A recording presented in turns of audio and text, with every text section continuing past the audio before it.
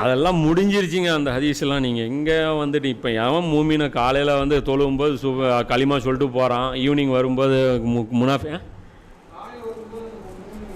அதெல்லாம் தாண்டிருச்சிங்க. தான் சொல்கிறேன் இல்லைங்க, அந்த ஹதீஸ்கள் இருக்குல்ல தஜ்ஜாலுடைய ஃபித்னா ரிலேட்டடு அதெல்லாம் முடிஞ்சிருச்சு. அது இந்த மாடுகள் வந்து இதாகிறது, விளைநிலங்கள் வர்றது, தஜ்ஜால்கிட்ட செல்வங்கள் குவிஞ்சு போகிறது, இனி வந்தால் சண்டை தான்.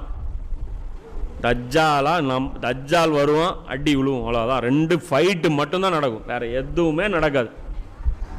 அவன் கேன்வாசிங்லாம் முடிஞ்சு போச்சு, அவன் ஜெயிச்சிட்டாங்கிற வந்ததே தெரியாமல் பண்ணுறதுக்கு பேர் தான் டேலண்ட்டு. முட்டாளாக்குறவன் தானே தஜ்ஜால். முட்டாள ஆயிட்டோம், இதை விட ஒரு பெரிய முட்டாள் தானே என்ன? நம்ம கோவணம் உருட்டு போனதே தெரியாமல் உட்காந்துட்டு இருக்கிறோம், இதை விட பெரிய முட்டாள் தானே என்ன?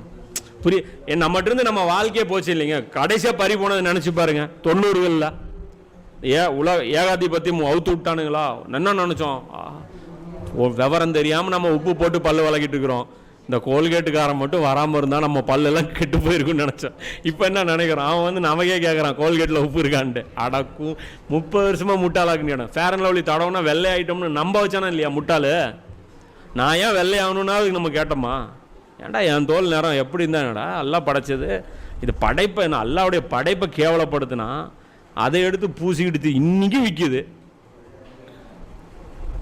எந்த அளவுக்கு முட்டாளாக இருக்கும். அதான் சொல்கிறேன் இல்லைங்க, இந்த அது எல்லாமே இந்த பசுமை புரட்சி, வெண்மை புரட்சி, தொழிற் புரட்சி, உலக மயமாக்கல், தாராள மயமாக்கல், இது எல்லாத்தின் பெயரால் தஜ்ஜால் நம்மளை அந்த நீங்கள் சொன்ன அந்த ஹதீஸ்கள் எல்லாமே அதில் எல்லாமே ஃபிட் ஆயிரும். காலையில் வர்றது ஈவினிங், இனி வந்து ஒன்றுமே நடக்காது.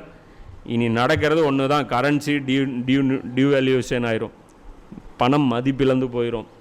புரியுதுங்களா? விலை பொருட்கள், அதாவது இந்த உணவுப் பொருட்கள், இந்த கால்நடைகள், இதுக்கு மட்டும்தான் வேல்யூ இருக்கும். அங்கே நாடுகளில்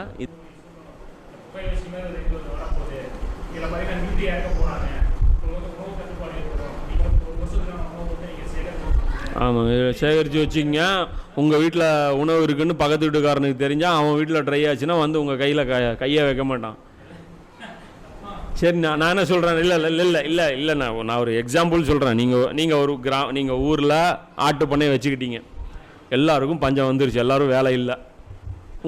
உங்கள் வீட்டில் ஆடு இருக்குன்னு எங்கள் எல்லாருக்குமே தெரியும். நாங்கள்லாம் ரொம்ப நல்லவங்களாக வந்து